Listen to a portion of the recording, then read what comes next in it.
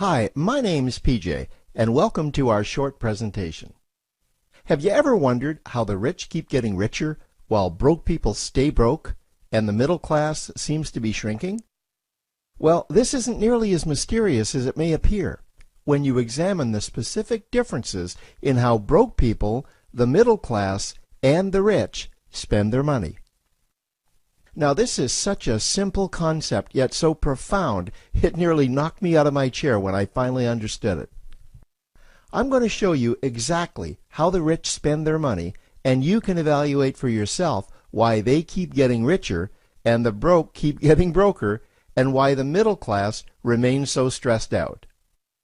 Now, to get started, I'd like to review some financial terms we'll be using during this presentation. The terms that you need to be familiar with are cash flow, which means money you bring in, expenses, which means money you spend, assets. Now, this is the most confusing one. You're probably familiar with the traditional definition of an asset, which is something you own or have equity in. However, back in the 1990s, Robert Kiyosaki introduced us to a new definition of an asset in his groundbreaking Rich Dad, Poor Dad series of books. Robert taught us that an asset is something that pays you, and that's the definition we'll be using here. Liabilities is the last term, and it's defined as things that cost you money. As an example, a house is typically viewed as an asset, but can it actually be a liability? Yes, with our revised definition, anything that costs you money is a liability, not an asset. If you have a mortgage, your house is an asset to your banker because it pays him or her every month. But could a house also be considered an asset to you? Yes, in the right circumstances it could, when it pays you money. Let's say you buy a house and you rent it out, and it paid you a positive cash flow every month after all expenses. That would then be considered an asset. Now, one more time with the terms, just to be very clear before we continue. Cash flow is money you make. Expenses, that's money you spend. An asset pays you, and a liability costs you. Now let's take a look at how broke people spend their money. Now, when I say broke people, I'm not referring to the destitute. I'm speaking about that large portion of our society that lives from paycheck to paycheck and who never seem to have any money. In fact, most times there's more month left at the end of their money, and I'm sure many of you can relate to that group. On payday, broke people buy what I'm going to call stuff. Well, what's stuff? Well, that's inexpensive things that people buy that they don't really need to survive.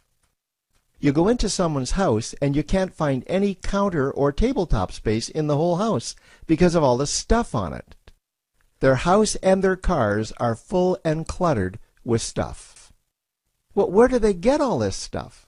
They buy it at the flea market, at the garage sale, at the dollar store, at the craft show. So cash flow comes in and then it goes straight out the expense column to buy stuff. You see, broke people never really educate themselves on assets and liabilities. They justify buying all of this stuff by claiming that it costs so little. But over the years, it's all they ever have. The problem is their cash flow never produced or created more cash flow. Now, please understand, I'm not undermining or taking any shots at this or any group. I just see a lot of financial difficulty out there, and it really doesn't need to be that way. Creating wealth isn't a mystery, it's a formula. The only reason someone doesn't create wealth is because they either don't know the formula or they don't apply the formula. Now let's take a look at the middle class. The middle class is the group that society mistakenly thinks are rich. They're not. Yes, they typically earn a six-figure income, and many of them appear rich, but it's what they buy with their money that keeps them prisoners of the middle class. What they typically buy are liabilities. Remember the definition of a liability? Things that cost you. By buying liabilities, the money gets pushed up and out their expense column. Liabilities are items like cars, boats, houses, airplanes, credit card debt. Now let's see just how this happens. The middle class gets a nice paycheck, let's say $10,000 for the month. They then split that down the middle and they pay their monthly expenses with half, and with the other half they make a down payment on a new car. The car costs $5,000 down, and after they add on the insurance and the maintenance, that liability now costs $1,100 new dollars every single month. A few months go by and they want a boat, then a vacation home, a Rolex watch on their credit card, a vacation on their credit card. And before you know it, their liabilities have raised their expense levels to near or above their income levels. They actually spend equal to or more than they make, meaning that they have to go to work and make a certain amount of money every single month just to cover their liabilities.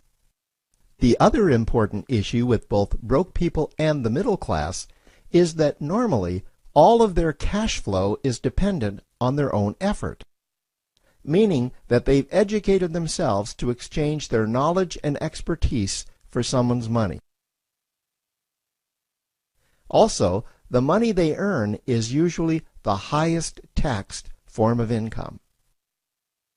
Here's an example. An attorney is knowledgeable about law, so people pay him or her in exchange for that knowledge on an hourly basis. The problem here is that if the attorney isn't sharing that knowledge with a client, then the attorney isn't making any money.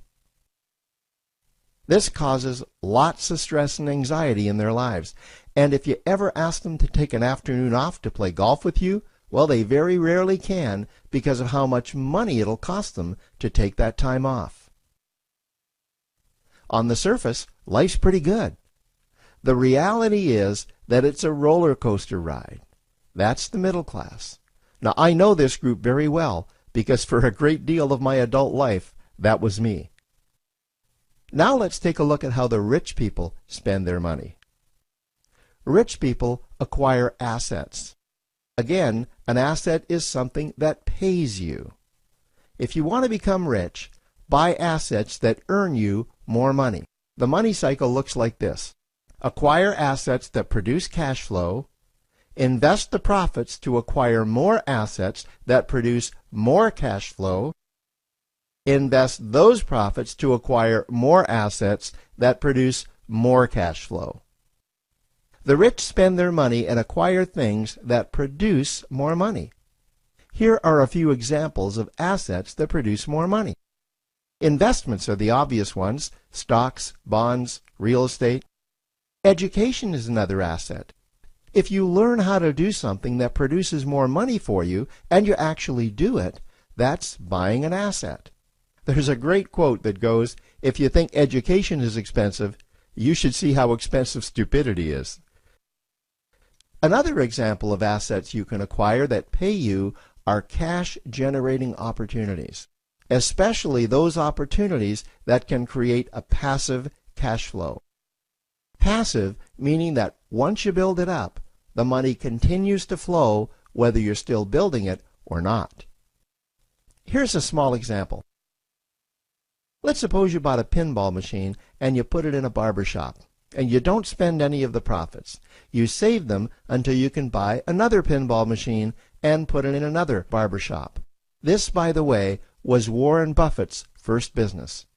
If you don't know who Warren Buffett is, he's one of the top 2 richest men in America. The rich are extremely eager to find those passive cash-generating opportunities because those opportunities continue to pay them month after month, year after year, long after they've stopped working the opportunity. You know, I see this happen again and again with successful entrepreneurs. They find a passive cash flow stream that they build up, and it continues to pay them month after month, year after year. They then take those profits and multiply them in another passive cash-generating opportunity, and then again in another. In conclusion, here's what I've learned over the years. You can't find these passive cash generating opportunities unless you're open to hearing about them. Then, once you find them, you must be willing to see what fits you and then act. Now, the reason I say this is that I once answered a hokey little ad that I ended up generating 7 figures from, simply because I answered that ad and then took action. These opportunities are out there, you just need to find them. You also must be opportunistic enough that when the right situation does present itself, you don't miss it. So remember, broke people buy stuff, the middle class buy liabilities, and the rich acquire assets, preferably cash-generating opportunities that can create passive cash flow. They then take that cash flow and invest it in another asset that produces more cash flow. That's the wealth creation formula. Now, I trust you found this introductory information helpful. Now, to learn about one of the greatest cash-generating machines on the planet, click on the link below to proceed to step 2.